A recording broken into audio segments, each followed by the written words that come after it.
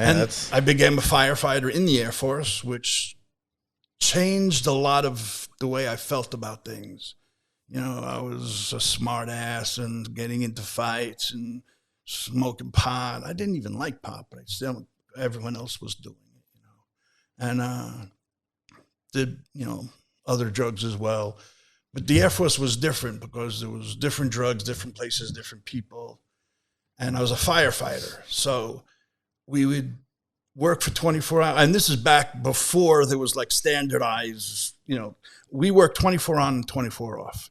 So it actually came out to be that we worked 26 on and 22 off, because you have to get there an hour early in order to get into uniform and get into, you know, with inspection and you know, they do the roll call, and then to get off, you have to stick around until the other shift did the same things. So yeah, and then you get off. So what we did when we got off at 7 o'clock in the morning is we would drink our breakfast.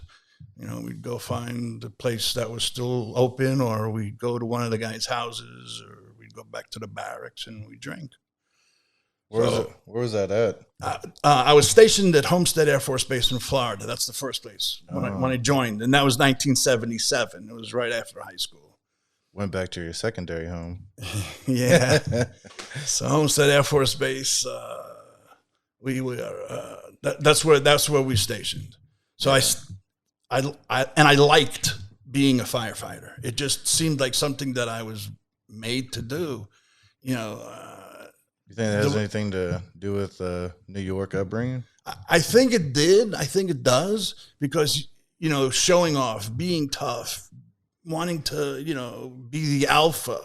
And here we get a chance to run into burning buildings while others are running out. Yeah. You know, or you get to walk out like, I once brought a baby out of a building. It's like, and everyone's going, yeah. It's like, yeah, that's me. I brought the baby out. Ha, ha, ha, ha. You know, like, look at me. I'm, you know, like, so it sort of fed into my ego.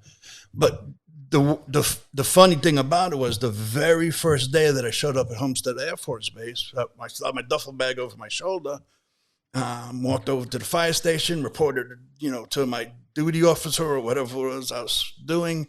And as soon as I put down, I was baptized by fire on that very first day.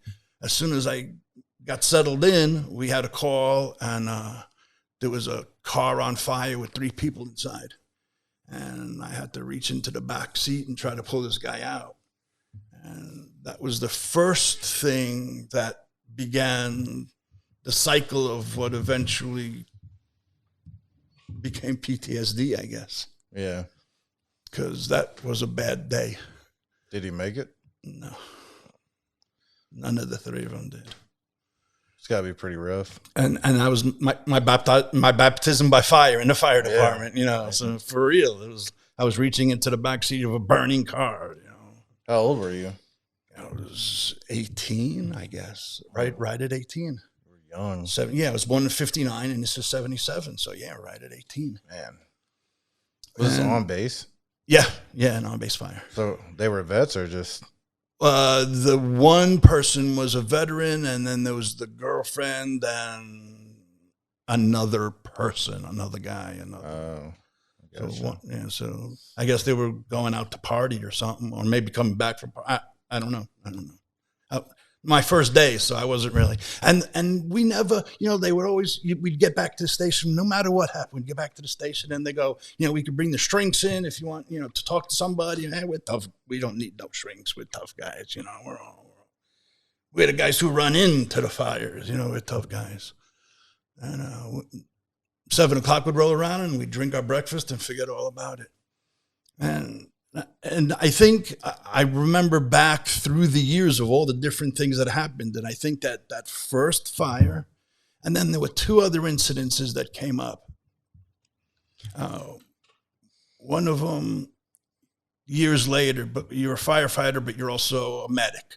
You also go out on the ambulance, and, you know, you also have to do the medical calls. And I had a call where a 12-year-old girl on base housing, a 12-year-old girl was on her roller skates, and she stepped off the curb and slid, and the back of her head hit the curb.